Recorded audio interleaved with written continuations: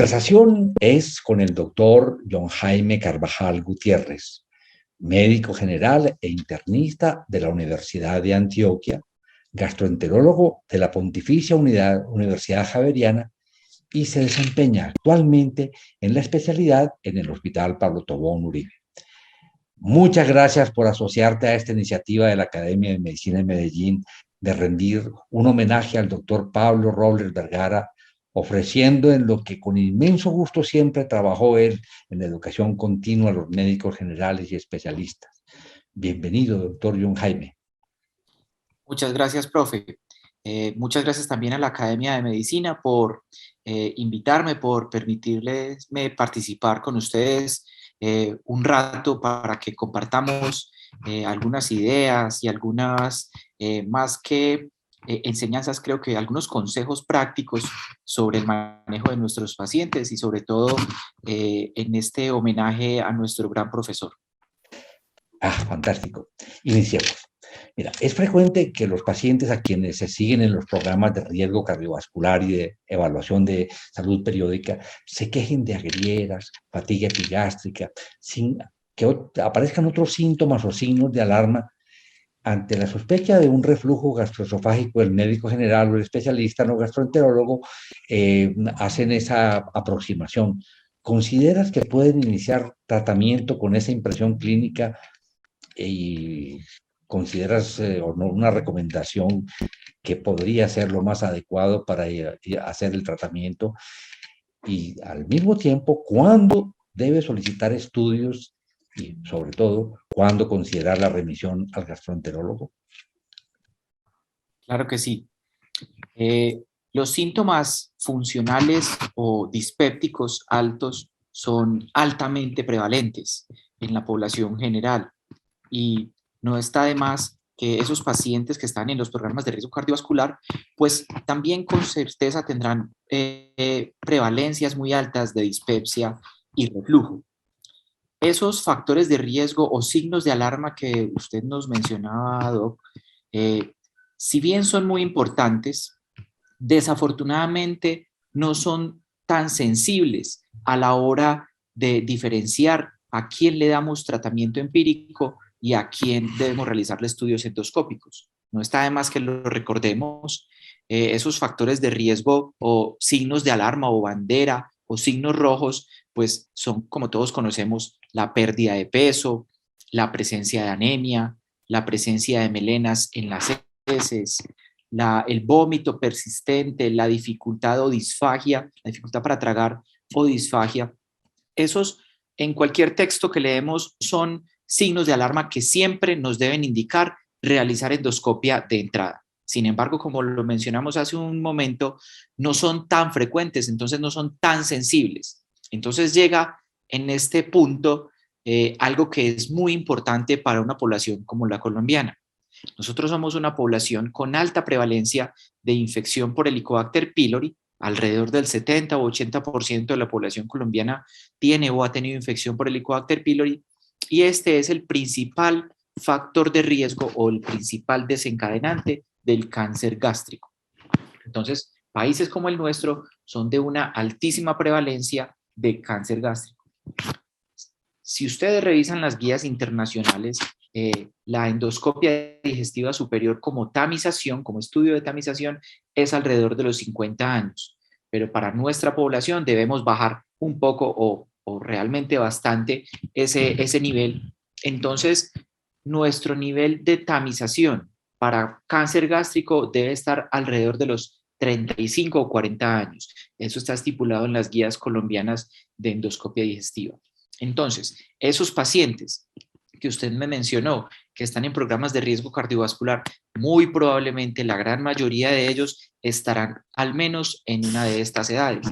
Entonces, si esos pacientes tienen síntomas dispépticos o de reflujo o síntomas altos y se le están quejando hace varias semanas a ustedes de esa sintomatología y ya sobrepasan los 35 o quizás 40 años y no tienen una endoscopia reciente, es decir, en los últimos 5, 6 años, sería un buen momento para realizar el estudio endoscópico. Si el paciente es menor de esa edad y no tiene los signos bandera, uno podría estar autorizado a dar tratamiento sintomático, que normalmente sería con los inhibidores de bomba de protones. Entonces, que quede como esa idea. Existen unos signos de alarma, unas banderas rojas, pero para poblaciones como la nuestra, digamos que la principal bandera roja es la edad. Mayores de 40 años, 35, 40 años, sin endoscopias recientes, quizás sean buenos candidatos para realizar estudios endoscópicos. Una recomendación muy precisa. Y a propósito de eso, ¿cuándo solicitar un estudio de aliento para el Helicobacter pylori? Y por supuesto, si se tiene un resultado positivo, si aparece en una biopsia este germen, se debe tratar, se debe averiguar, el médico debe asegurarse de que se erradicó. ¿Hay alguna recomendación al respecto, don Jaime? Claro que sí. Entonces ya dijimos en los pacientes con síntomas dispépticos altos, de dispepsia y reflujo, mayores de 35 o 40 años sin endoscopia reciente, se le busca por endoscopia. Pero si es un paciente más joven, ¿sí? 25, 30 años, que no tiene signos de alarma y sus síntomas son dispepsia solamente, dolor epigástrico, sensación de plenitud precoz, sin ninguno de esos otros signos de alarma, pues uno puede necesariamente buscar el Helicobacter pylori, perdón, no necesariamente tiene que buscarlo por endoscopia, existen pruebas no invasivas como la que usted me menciona, sería el test de aliento para Helicobacter o el antígeno en materia fecal, el antígeno, para buscarle el Helicobacter pylori, que puede ser una causa potencial de los síntomas del paciente sin necesidad de endoscopia, sobre todo en pacientes jóvenes sin signos de alarma. Una vez lo encontramos, eso ha ido evolucionando en el tiempo. Cuando yo estudié medicina o hace un par de décadas existía el debate de si teníamos que erradicar el Helicobacter pylori a todo el mundo y en ese momento pues el conocimiento médico nos daba algunos criterios para erradicarlo. Desde el 2016 aproximadamente la Organización Mundial de la Salud eh, determinó que el Helicobacter pylori es un carcinógeno tipo 1, es decir, lo puso al nivel del cigarrillo. Eso significa que uno debería erradicar el Helicobacter pylori en todo paciente que se le encuentre la infección, porque a los pacientes fumadores no les decimos que, pues, tranquilo, fume, que a todo el mundo no le da cáncer. No, tenemos que evitar el riesgo de cáncer de pulmón, entonces le decimos a todos que dejen de fumar. Más o menos la misma idea ha venido llevándose en los últimos años con respecto al Helicobacter pylori. Helicobacter pylori encontrado, Helicobacter pylori que debe ser erradicado. Preciso. Hablabas de los síntomas funcionales. Muy frecuentemente hay sintomatología que habla más por un colon espástico. ¿Algunas recomendaciones de interrogatorio cuando hay esos síntomas? ¿Cuándo hacer colonoscopia? ¿Cuándo remitirlo?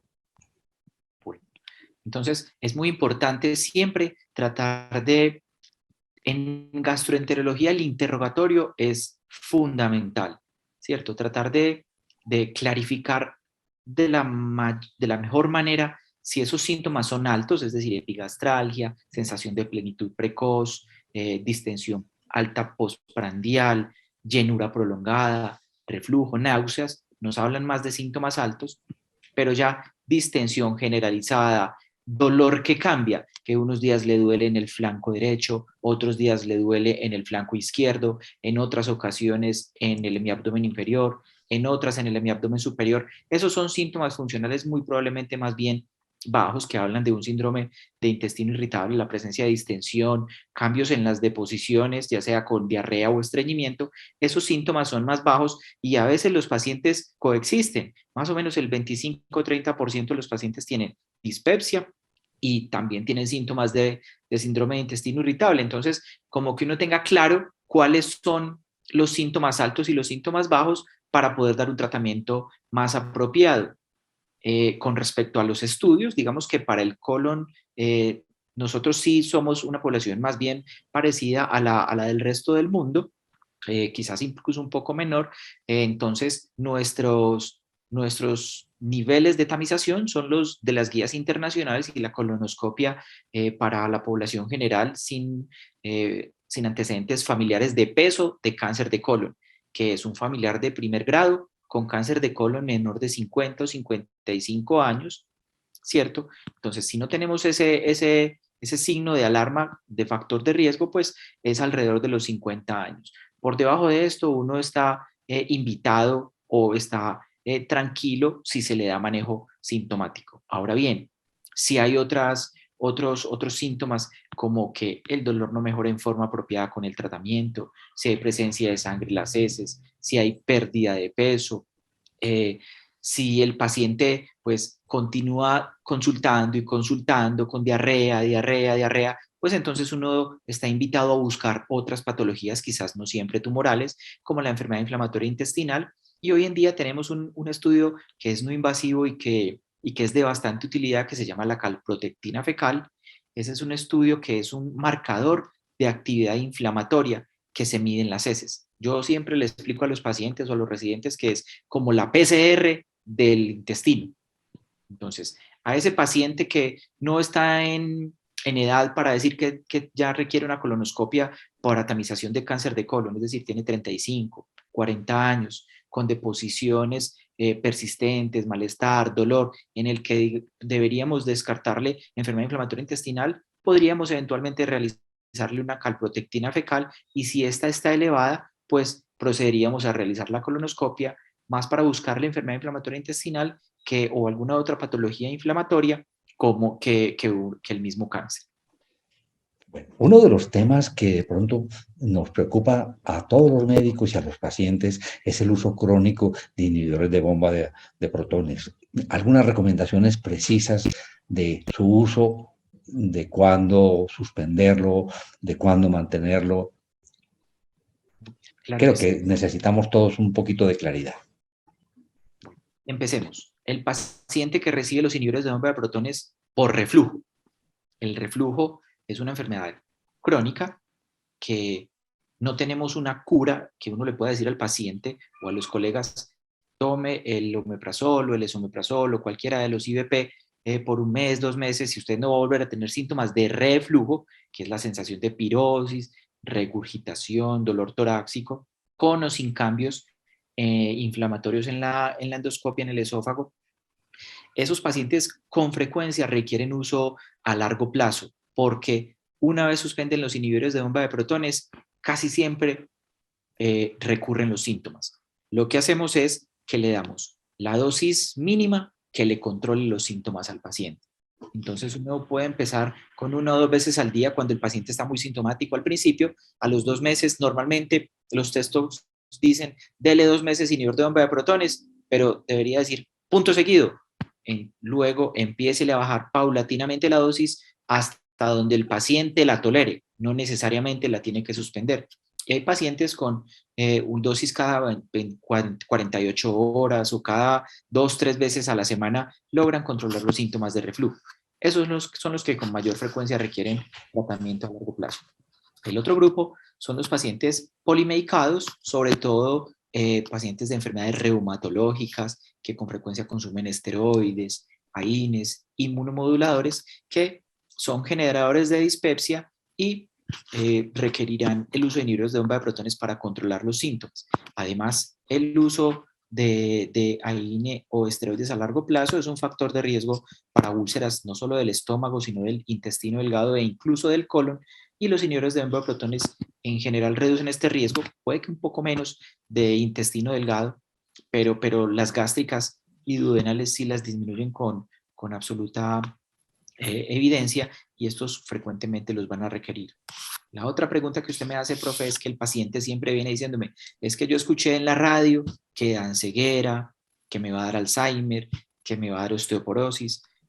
Pues son muchos los metaanálisis que nos han tratado de responder estas inquietudes y no hay, digamos que una evidencia fuerte que nos diga que aumenta alguna de estas patologías. Quizás puede haber algún grado de plausibilidad biológica en el que haya algo de disminución en la absorción del calcio y del hierro, porque el calcio y el hierro requieren del ácido gástrico para su absorción, y si nosotros disminuimos esa producción de ácido, va a haber algún grado de interrupción en la absorción de este tipo de sustancias, pero cuando uno sopesa el riesgo de, por ejemplo, una esofagitis ulcerada sangrante o un esófago de Barrett en un paciente con reflujo, o el riesgo de sangrado en los pacientes que consumen AINE a largo plazo, quizás uno pueda tratar de aumentar el consumo del calcio y del hierro en la dieta para sopesar esa disminución de la absorción. Las otras cosas que siempre nos han hablado de Alzheimer, ceguera, cáncer de colon, cáncer de estómago, son absolutamente erradas, no hay ninguna evidencia al respecto. Quizás los pacientes que están hospitalizados también haya algún grado de aumento leve de infecciones respiratorias, porque pues el ácido, mal que bien, es una barrera innata a las infecciones, pero no son en valores suficientes para proscribir su uso. La otra, digamos que la otra pregunta frecuente que tenemos los médicos, con los médicos generales o los internistas o los nefrólogos es el daño renal. Y los inhibidores de bomba de protones, si bien pueden estar asociados a nefritis tulointersticial, eso es una reacción idiosincrática. No depende de la dosis ni del uso crónico. Entonces, no tenemos forma de saber a qué paciente le va a dar o no, y no se lo tenemos que quitar a los pacientes con nefropatías previas. Muy preciso, John Jaime. Muchísimas gracias. Para terminar, algunas recomendaciones para nosotros de cómo afinar la prevención de cáncer de colon y cáncer gástrico en los pacientes que nos toca ver en el día a día. Listo. Entonces, cáncer gástrico. La principal es erradicar el Helicobacter pylori. 2. Todas estas noticias que escuchamos de las carnes rojas, los alimentos altamente procesados con conservantes, no es que sean un causante directo del cáncer de estómago como el Helicobacter pylori, pero sí son coadyuvantes. Entonces, estos pacientes que ya quizás tienen una gastritis crónica y en las biopsias les sale que tienen algo de metaplasia, digamos que van ahí como en el camino de hacia poder tener más de riesgo de cáncer de estómago, pues uno tiene que quitar esos factores coadyuvantes. Entonces, es decirle a los pacientes que por favor disminuyan el consumo de carnes rojas, sobre todo estos embutidos con nitratos, o sea, las que tienen estas coloraciones rojas, salchicha, el salchichón, etcétera, etcétera. Los alimentos con muchos conservantes, altamente procesados, el mismo cigarrillo, la arepa de mote, no estoy hablando mal de la arepa de mote, pero el saborcito a humo o a ceniza que tiene la arepa de mote es que toman un poquito de la ceniza de la leña y la mezclan con la masa, y eso es el que le da ese sabor ahumado, pero desafortunadamente la ceniza y el carbón es un factor de riesgo para cáncer de estómago, entonces también hay que disminuirlo. O comer las carnes altamente como muy asadas y quemadas, a las personas que les gusta la arepita quemada. Entonces, todos estos son factores coadyuvantes que hay que tratar de disminuirlos. No es que, pues, si usted está en una casa haciendo una visita y le sacan un coctelito con unas salchichitas, pues usted diga, no, no, no, no, no, me va a dar un cáncer de estómago. No, es todo con moderación, es disminuir su consumo y obviamente aumentar el consumo de sustancias antioxidantes como las frutas frescas, las verduras, etcétera. Eso como factores, digamos que de cambios de hábito en el paciente para disminuir el riesgo de cáncer de estómago. Con respecto al cáncer de colon, la obesidad, el síndrome metabólico, son el consumo de carnes rojas en cantidades importantes, son uno de los principales factores de riesgo para cáncer de colon. Entonces, tratar de disminuir, no es que no se pueda también entonces uno ir un fin de semana, comerse un asadito por allí donde los amigos, pero tratar de disminuirlos un poco y sobre todo el sobrepeso y la obesidad. Esos son Jaime, como los... muchísimas gracias. Ave María. Si tienes algunos mensajes finales, porque esperamos que podamos volver otra vez a tener otro encuentro como este. Claramente que estaré gustoso de compartir con usted, profe, y con todos nuestros colegas que nos están escuchando, y si nos envían preguntas en el futuro las podemos responder, preguntas más puntuales que alguno tenga al respecto de cualquier patología gastrointestinal o que les podamos colaborar. Encantado de haber estado con ustedes el día de hoy en este maravilloso homenaje. Muchísimas gracias, John Jaime. Una buena noche y descansa. Hasta luego. Y espero que tengan algunos tips de lo que acabamos de conversar con el profe Carlos José.